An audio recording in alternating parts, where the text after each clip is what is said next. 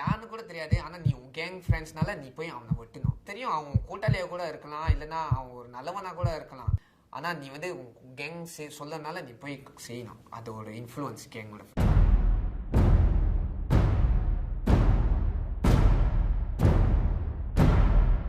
செஞ்ச குற்றங்களை ஒத்துக்கிறதுக்கு தில்லு வேணும், அதை மனம் திறந்து பேசுறதுக்கு தைரியம் வேணும், கசப்பான அனுபவங்களை ரீவைண்ட் பண்ணி மறுபடியும் பயணிக்கிறதுக்கு தெம்பு வேணும். இதெல்லாம் ஒரே நேரத்தில் ஒன்று சேரத்துக்கு ஒரு அரங்கம் வேணும்.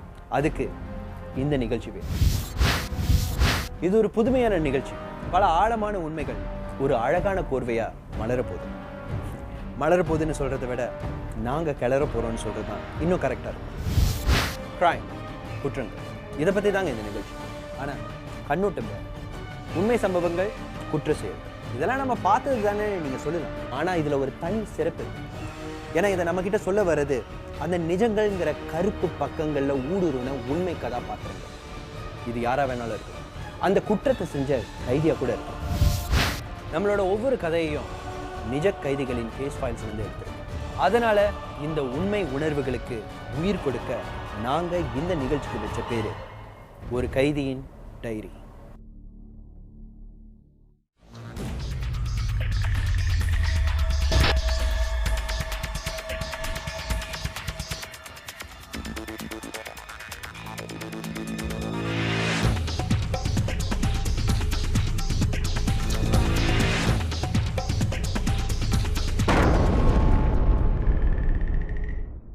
முதல் நிகழ்ச்சி, முதல் கேஸ் ஒரு டீனேஜ் டானை பத்தினதுங்க. இவர் தான் டேவிட் துரைராஜ். இதான் இவரோட பேர். 13 வயசுல கேங், 15 வயசுல அடிதடி, 17 வயசுல ரத்தம் நாய் இஷ்டம். கேட்கவே கஷ்டமா இருக்குல்ல? உண்மைங்க, உண்மையை தோண்டுவோமா? டேவிட் துரைராஜ் சின்ன வயசுல எல்லா குழந்தைகளை போலவும் நல்லா படிச்சாரு.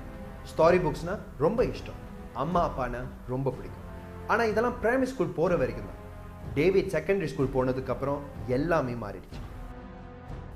உருப்படாத நண்பர்கள், நினைச்சிடாத கெட்ட பழக்கங்கள், குண்டர் கும்பல்கள், அடிதடின்னு டேவிட் வாழ்க்கையே தலைகீழே ஆயிடுச்சு. அதுக்கு காரணம் அவரோட குடும்பத்துக்கிட்ட இருந்து கிடைக்காத கவனிப்பு, முக்கியமா நேரம். கேங் சேர்ந்ததுனாலையும் புது ஆக்டிவிட்டீஸ் இந்த மாதிரி இன்வால்வ்மெண்ட்னால என்னோட படிப்பும் கொஞ்சம் கொஞ்சமாக லூஸ் பண்ண ஆரம்பிச்சிட்டேன். செக்டரி 3 வருஷம் ஃபெயில் பண்ணியும் என்னை வந்து என் லெவலுக்கு கடைசியாக ஒரு சான்ஸ் கொடுத்தாங்க. ட்ரை பண்ண முடியல. So I can't go to O levels. that was end of my education path.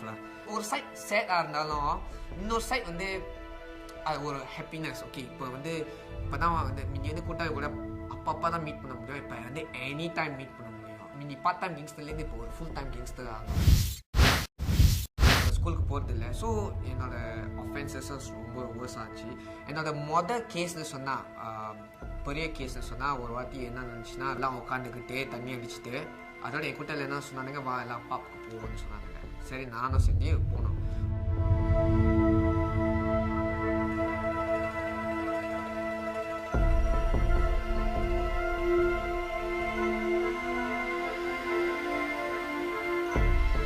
So அந்த நேரத்தில் என்ன ஆச்சுன்னா சீனனுங்க வந்துட்டாங்க.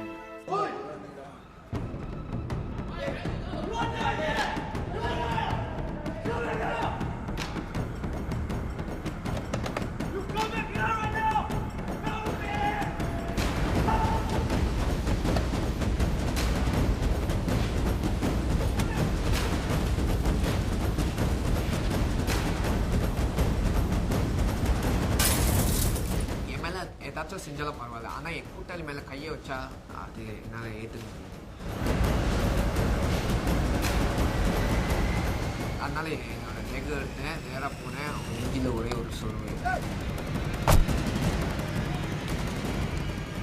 எப்படியோ திக்கு முக்காடி படுகாயம் அடைந்த தன்னுடைய நண்பனை அன்னைக்கு அலெக்சாண்டர் ஹாஸ்பிட்டல்ல சேர்த்து விட்டாங்க டேவிட்டும் அவருடைய நண்பன் தேவாவும். போலீஸ் கண்ணில் படாம தப்பிச்சிட்டோன்னு நினைச்சாங்க. ஆனா டேவிடோட கும்பல்ல சேர்ந்த சில பேரு இது சம்பந்தமா போலீஸ் கிட்ட சிக்கினாங்க. அதே இன்சிடென்ட்ல 2-3 பேரை பிடிச்சிட்டானுங்க. பிடிச்சி போலீஸ்காரங்க வந்து நீ உனக்கு தெரியும், ஏன்னா இது வந்து இப்படிதான் நடந்துச்சுன்னு சொல்லி அவனுங்களை வந்து 2 நாள் வாட்டி கடைசியில் அவனுங்க என் சொந்த கேங் மெம்பர்ஸ் எல்லாம் கக்கிட்டானுங்க. அந்த நேரத்தில் வந்து அவனுங்க வந்து சொல்லிட்டானுங்க நம்ம தான் அங்கே இருந்தோம் இது அதுன்னு சொல்லி. கடைசியில் அவனுங்க போலீஸ்காரங்க தெரிஞ்சுட்டு நம்ம யாருன்னு. அந்த அந்த ரெண்டு 3 நாள் கழிச்சு வீட்டுக்கு போகிறேன்.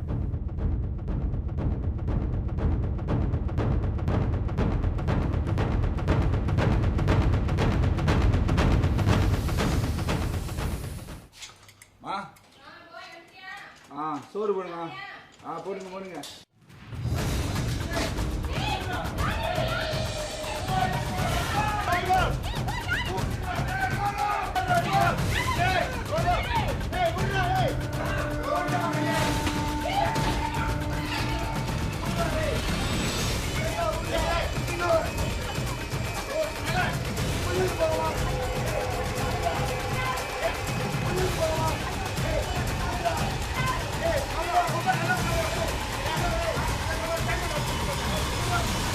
அம்மா அழுகுறாங்க, உளுந்து விடுங்க என்ன ஆச்சு. எனக்கு ஒன்றுமே புரியல, தலையும் புரியல, வாழம் புரியல. ஆனால் எனக்கு சஸ்பெக்ட்லாம் வச்சு விட்டானுங்க. ஆனால் எனக்கும் தெரியல. ஆனால் எங்கள் அம்மா மூஞ்சி பார்க்க எனக்கே ரொம்ப ரொம்ப சோகமாச்சு. ஏன்னா எங்கள் அம்மாவும் இந்த மாதிரி அழுதுது இல்லை என்னை பார்த்து, இப்படி உளுந்து அழுகுறாங்கன்னு சொல்லி. ஸோ என்னையோ காடியில் பிடிச்சி இழுத்துட்டு போய் அட்டின்னு விட்டு, ஆனால் அவனுங்க அடிக்குள்ள நான் ஒன்றும் ஒத்துக்கலை. சொந்த கூட்டாளியே சொன்னோன்னா எனக்கு மனசு உடஞ்சிது. ஏன்னா கூட்டாளிக்காக தான் நானே எல்லாம் செய்கிறது. ஆனால் சொந்த கூட்டாளியே வச்சு வரான்னு சொன்னோன்னா எனக்கு மனசு உடஞ்சிது. இதுக்கு மேலே எங்கேருந்து போய் சொல்லுறது சொல்லி தான் நானும் சரி நான் தான் செஞ்சது ஒத்துக்கிட்டேன். போலீஸ் ஆஃபீஸர் சொன்னாங்க, என்னது நீ வந்து மோஸ்ட் நீ வந்து ஆர்டிசி போவேன் ஒரு 18 months. ஸோ ஜெயிலுக்கு அது ஆர்டிசினா அதோ ஒரு ஃபார்ம் ஆஃப் ஜெயில் தான். ஸோ ஜெயில் போகணுன்னு தெரிஞ்சோன்னே மனசு உடஞ்சி போய் அப்போ தான் தடவை அழுகுறேன்.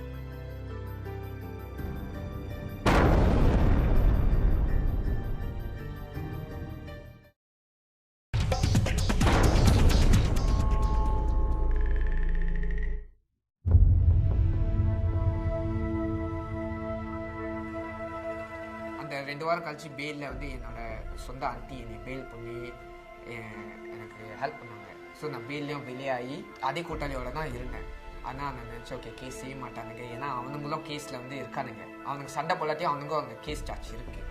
ஸோ கேஸ் செய்ய மாட்டானுங்கன்னு நினச்சேன். ஆனால் அவனுங்க வந்து திருந்தலை. ஸோ நானும் அவனுங்க கூட சுற்றுறதுனால நானும் திருந்த முடியாது.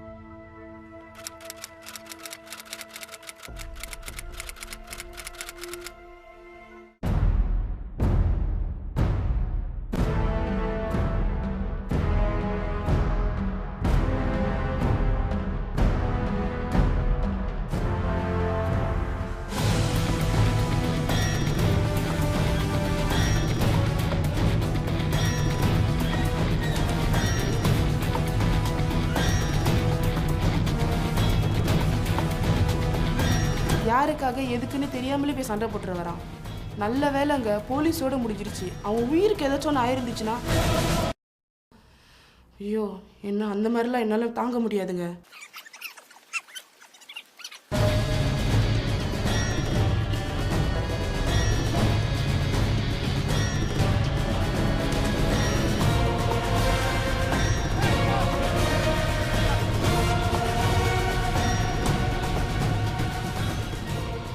எல்லாம் ஓட ஆரம்பிச்சிட்டோம்.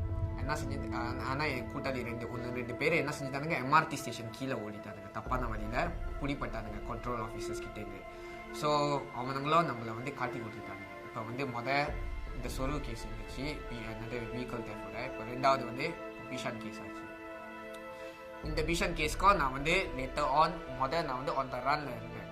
ஆனால் அப்படி பிடிப்பட்டேன். ஏன்னா நான் வந்து கார்ட்டுக்கு போனோம். ஸோ கார்ட் போனால் போலீஸ்க்கு தெரியும் நான் ஏற்கனவே கார்ட்டுக்கு கேஸுக்காக இந்த வெஹிக்கல் தேஃப்ட் அந்த கேஸுக்காக நான் வரணும்னு சொல்லி அங்கே வெயிட் பண்ணானுங்க. இந்த 2வது கேஸுக்கு நான் அள்ளிட்டு போய் என்னையும் சில கூட்டாளியோட நம்மளை எல்லாம் சார்ஜ் பண்ணி இப்போ வந்து 2வது கேஸு.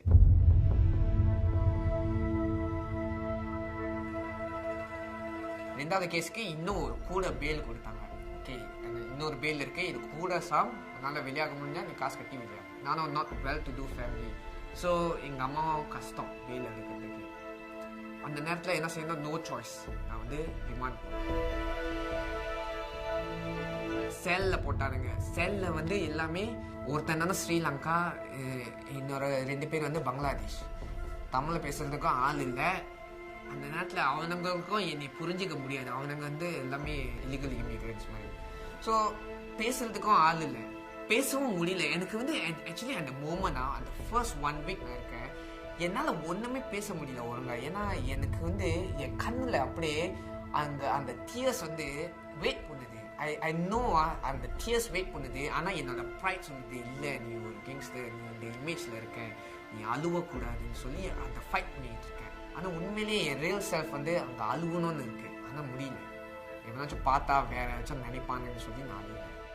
ஒரு 3-4 நாள் கழிச்சு எங்கள் அம்மா வந்தாங்க விஜய். அந்த தர்வா தான் தெரியுமா, I can't control, I can't stop my self. I முடிஞ்ச வரைக்கும் பக்கத்துலேயே தான் ஆள் இருக்கானுங்க விசிட் பண்ணுறதுக்கு. ஆனால் என்ன தாங்க முடியல, கதறி அழுந்து எங்கள் அம்மா கிட்ட, அம்மா பேல் எடுத்துருங்கம்மா, இங்கே தாங்க முடியலன்னு. ஸோ எனக்கு ஞாபகம் இருக்கு, I feel that my mom was so broken to see me. அங்கே அழுதுகிட்டே இருக்கேன். 20 minutes தான் விசிட். அந்த பிஹைண்ட் ஒரு கிளாஸ் பேனல் ஒரு 20 minutes அழுதுருப்பேன் நினைக்கிறேன். நிப்பாட்டவே முடியல. ஏன்னா அவ்வளோ நேரம் அந்த ஹோல் வாரமே அந்த மூமெண்ட்டுக்கு தான் வெயிட் பண்ணிட்டு இருக்கேன், அழுகுறதுக்கு. அது எங்கள் அம்மா பார்த்து தான் அழுவு முடிஞ்சிச்சு. ஸோ நான் அழுந்து எங்கள் அம்மா என்ன செஞ்சாங்கன்னா, இவ்வளோ நாள் விற்காத வீடை போய் ஏஜென்ட் விட்டு கடன் எடுக்கிறதுக்காக அந்த வீடே விற்றாங்க. எங்கள் அம்மா அப்பா வீடே விற்று பேல் பண்ணியிருக்காங்க. இந்த தடவை நம்ம வந்து திருந்திடுவோம் சொல்லி கூட்டாளி நான் பார்க்கல. அவங்க வந்து அந்த வழியில் போல புது வாழ்க்கையாக ஆரம்பிக்கணும்னு இருந்தேன். பரவாயில்ல, பழைய கேஸ் இருக்கானா போவேணான்னு இருந்தேன். 2-3 மாதம் போல திடீர்னு ஒரு நாள் பார்த்துட்டானுங்க என்னைய.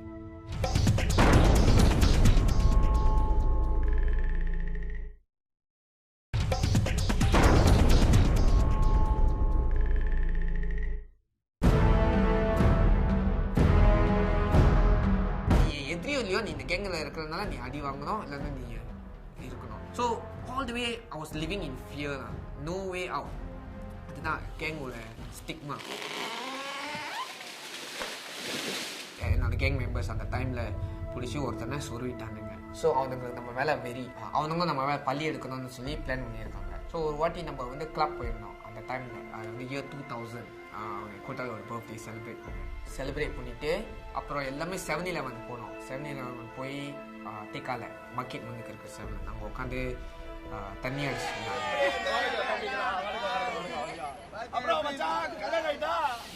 எதிரியோட ஆளுங்க வந்து இன்ஃபார்ம் பண்ணிட்டாங்க நம்ம அங்கே தான் இருக்கோன்னு.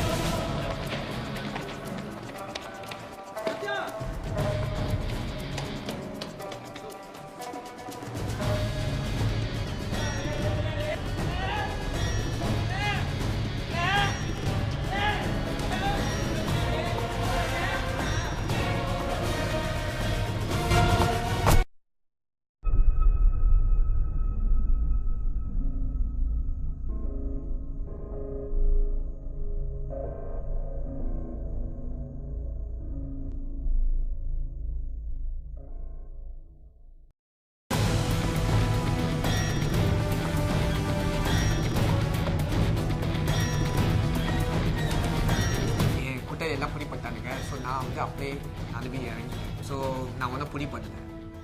நானும் என்ன செய்யணும் தெரியல, வீட்டுக்கு போய் வெயிட் பண்ணிக்கிட்டு இருக்கேன். என்ன நடந்துச்சுன்னு தெரியல. அதோட என் கூட்டாளி ஒருத்தன் ஃபோன் அடித்து சொன்னால் உன் பெஸ்ட் ஃப்ரெண்ட் இறந்துட்டாங்க. நான் நம்பலை. கடைசியில் அவன் அழுவ ஆரம்பிச்சுட்டான்.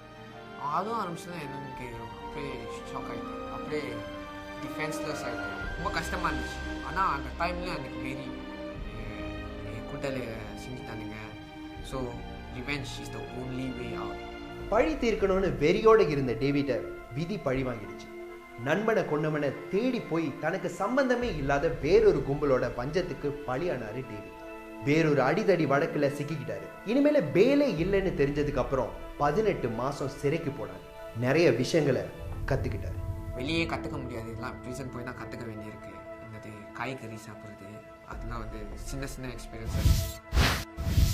ஆனால் அந்த 18 monthsல நான் திருந்தலை. எனக்கு வந்து ரிவெஞ்ச் பண்ணணும் தான் அந்த எண்ணம். ஏன்னா படிக்கல, ஏன்னா சில நேரத்தில் ப்ரிசனில் ரொம்ப ஷார்ட்டாக உட்காந்தோன்னா என்ன யோசிக்கணும்னு தெரியாது.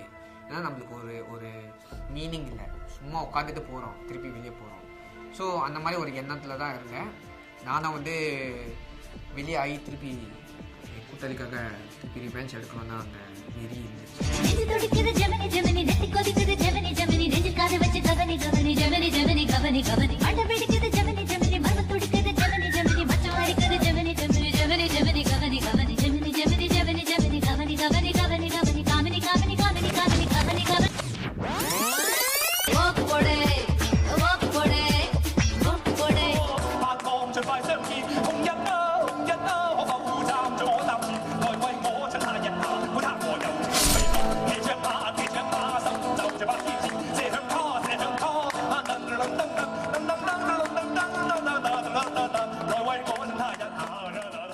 ஸோ இந்த 2 கேஸ்க்கும் இப்போ நான் வந்து வாண்டட்ல இருக்கேன்.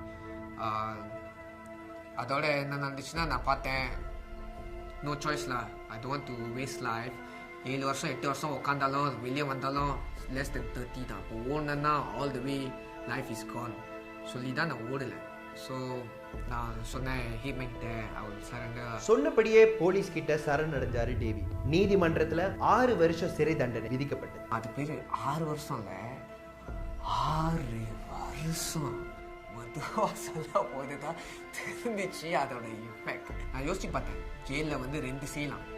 ஒன்று வந்து வேலைக்கு போனால் உனக்கு சுதந்திரம் இருக்கும். ஆனால் நான் யோசிச்சு பார்த்தேன், நான் போல வேலைக்கு போனால் கொடுக்கலாம், சுதந்திரம் கொடுக்கலாம், இதெல்லாம் இருந்தாலும் இதெல்லாம் டெம்பரரி தான். இன்னொரு ஆப்ஷன் இருக்குது, ஆனால் நிறைய பேர் இந்த ஆப்ஷன் எடுக்க முடியாது. ஆனால் எனக்கு வந்து இந்த ஆப்ஷன் தான் பிடிச்சிருந்துச்சு. ஏன்னா அந்த டைமில் வந்து இமோஷன்ஸ்லாம் அவ்வளோ இல்லை, லாஜிக்கலாக திங்க் பண்ண ஆரம்பித்தேன். நான் யோசித்து பார்த்தேன் என்னோட ஃப்யூச்சர். இப்போ நான் வந்து இல்லை மேக் இட் பண்ணேன்னா I can still come back in life, I can still make it சொல்லி தான் இந்த எஜுகேஷன் ஜேர்னியில் நான் போனேன். I decided I want to study. I have 6 years of my life. 6 வருஷம் இருக்கு, இது ஏன் நான் வேஸ்ட் பண்ணணும்? டேவிட் வேஸ்ட் பண்ணல. தன் 6 வருஷ கால சிறை தண்டனையை ஒரு வரமா மாத்திக்கிட்டாரு டேவிட். நம்ம சிறைச்சாலைகளில் உள்ள பல வசதிகளை பயன்படுத்திக்கிட்டு டேவிட் என்கிற கைதி மாணவரா அவதாரம் எடுத்தாரு. N லெவல்ஸை மறுபடியும் எடுத்தார். 4 டிஸ்டிங்ஷன்ஸ். O லெவல்ஸ்க்கு போனார், டாப் ஸ்டூடெண்டா ஆனார். A லெவல்ஸை தொட்டார், அதுல டாப் 3 மாணவர்களுக்குள்ள இவரும் ஒருவர். அதுக்கப்புறம் சிறையில் இருந்து வெளியாகி பல கஷ்டங்களுக்கு அப்புறம் இன்னைக்கு சிங்கப்பூர் மேனேஜ்மெண்ட் யூனிவர்சிட்டியில் 3வது வருஷம், bachelors of social sciences, double majors in psychology and human resources. When David first joined SMU, I didn't know that he was actually an ex-offender. So the first time I got to know him was when he applied to take my course, the course which I teach. I could see that he's a young man who had a very strong desire to want to make sure that everything he does, he's very serious about it, he wants to be successful.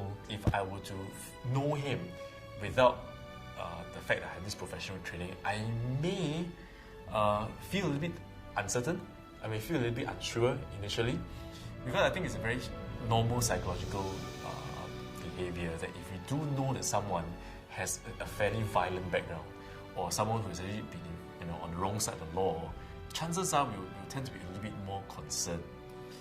I think that's why we have the Yellow Ribbon programs and all that, to really encourage the whole of Singapore, the general population, to accept people who are ex-offenders. இவர் சொன்ன மாதிரியே டேவிட்டுக்கும் நம்ம சமுதாயம் இன்னொரு வாய்ப்பை கொடுத்திருக்கு. ஒரு புது பாதையை அவரே அமைச்சுக்கிட்டாரு. ஆனா இந்த நேரத்துல பழைய பாதை திருப்பி குறுக்க வந்துச்சுன்னா என்ன ஆகும்? நான் வாரம் சண்டே வந்து ஒரு வயசானவங்க, அவங்க நடக்க முடியாது, ஒண்டியா அனாதையாக இருக்காங்க, அவங்கள போய் விசிட் பண்ணுவேன். துப்பாயில் விசிட் பண்ணி அவங்களுக்கு உதவி செய்வேன். ஸோ ஒரு நாள் நான் போயிட்டு இருக்க போதே 2 பொடியங்க அங்கே உட்காந்துருந்தாங்க. முதல் தடவை அவங்க வந்து அந்த அம்மாவுக்கு வந்து சாப்பாடு கொடுக்க வந்திருந்தாங்க.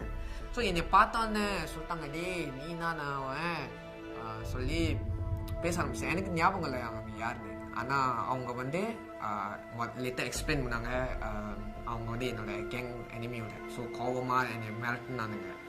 அந்த நேரத்தில் எனக்கு வந்து எந்த கோபமும் இல்லை அவங்க மேலே. ஆனால் பயம் தான் இருந்துச்சு. ஏன்னா இப்போ நான் சண்டை போட மாட்டேனே. ஸோ சண்டை போடலன்னா சண்டை அடி வாங்கணும். அந்த நிலைமையில் இருந்தால. ஆனால் கை கால் ஆடினாலும் சும்மா நான் வந்து ஸ்டெடியாக இருந்தேன், பேஷனாக இருந்தேன். ஸோ அவங்க மிரட்டினானுங்க. அதாவது சொன்னானுங்க, நீ வந்து ஒழுங்காக வந்து அவனை வெட்டினாலே வந்து மன்னிப்பு கேளுன்னு.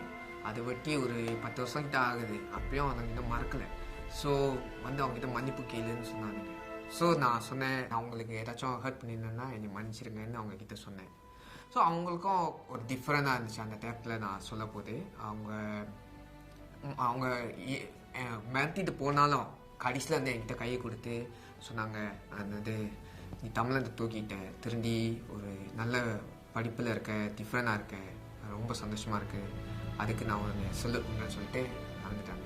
அடுத்த வருஷம் எனக்கு கல்யாணம் ஆக போகுது. அதோ எனக்கு ஒரு புது ஹோப் மாதிரி, எனக்குன்னு ஒரு பொண்ணு வாழ்க்கை கொடுக்குற மாதிரி. ஸோ அதோ எனக்கு ஒரு சந்தோஷமான ஒரு விஷயம். ஸோ இந்த பாஸ் வந்து ஃப்ரீடமோட மகிமை எனக்கு தெரியல. ஆனால் ஜெயிலுக்கு போனால் தான் இப்போ ஃப்ரீடமோட மகிமை எனக்கு என்னன்னு புரிஞ்சிச்சு. ஸோ அதை வந்து அப்ரிஷியேட் பண்ணணும். அது மட்டும் இல்லை, என்னோடய லைஃபோட மீனிங்கும் இல்லை. எனக்கு வந்து பர்பஸே இல்லை லைஃப்பில். ஆனால் இப்போ வந்து எனக்கு லைஃப்பில் ஒரு பர்பஸ் இருக்குது. எவ்ரி மினிட் அது வந்து பர்பஸ்ஃபுல்லாக வாழணும்னு எனக்கு எண்ணம். ஸோ அதே மாதிரி சின்ன வயசுலேயும் எனக்கு அந்த அந்த லவ் இப்போ எனக்கு கிடைச்சிருக்கு. ஒரு வகையிலன்னு சொன்னால் பேரண்ட்ஸோட லவ், என் பிரதரோட லவ், ஃபேமிலி ஃப்ரெண்ட்ஸோட லவ் இப்போல்லாம் எனக்கு புரிய ஆரம்பிச்சிச்சு. அண்ட் இந்த சின்ன வயசில் வந்து அந்த லவ் வந்து கேங் மெம்பர்ஸ் கொடுத்துருந்தேன், அவங்களுக்காக சண்டை போட்டுருந்தேன். ஆனால் இந்த தடவை பர்பஸ்ஃபுல்லாக அது வந்து சொசைட்டிக்கும் ஃபேமிலிக்கும் தேவைப்பட ஆளுக்கு நான் அந்த லவ்வை கொடுத்துருக்கேன். So life is more meaningful and love is all about. ஒரு மனுஷன் எவ்வளோ கொடிய மிருகமாக இருந்தாலும் சரி, அவன் வருந்துறதுக்கும் தெரிந்துறதுக்கும் ஒரு வாய்ப்பு கொடுத்தான். அப்படி கொடுக்கும்போது அவனுக்குள்ளேயே எழுப்பி இருக்கிற இரும்பு சுவரை உடச்சி தூள் தூளாக்க முடியும். அப்படி உடையும் போது இந்த பூமியே அவனுக்கு புதுசாக தெரியும். அவனுடைய உணர்வுகள் எல்லாம் சலவைக்கு போட்டு எடுத்த மாதிரி இருக்கும். இனி எல்லாம் நல்லா தான் இருக்கும்னு நம்பிக்கை வருது பாருங்க. அப்போ அவன் ஜெயிச்சிட்டான். அப்படி ஜெயிச்சவர் தான் நம்ம David. From a criminal to a graduate. முன்னாள் கைதி, இப்போ பட்டதாரி. இது டேவிடோட கதை. அடுத்த வாரம் யாரோட கதை? இன்னொரு கைதியின் டைரியை நம்ம புரட்ட போகிறோம். நீங்கள் மண்டேஸ் 10 o'clock உங்கள் டைரியை குறித்து வச்சுக்கோங்க. பாய்.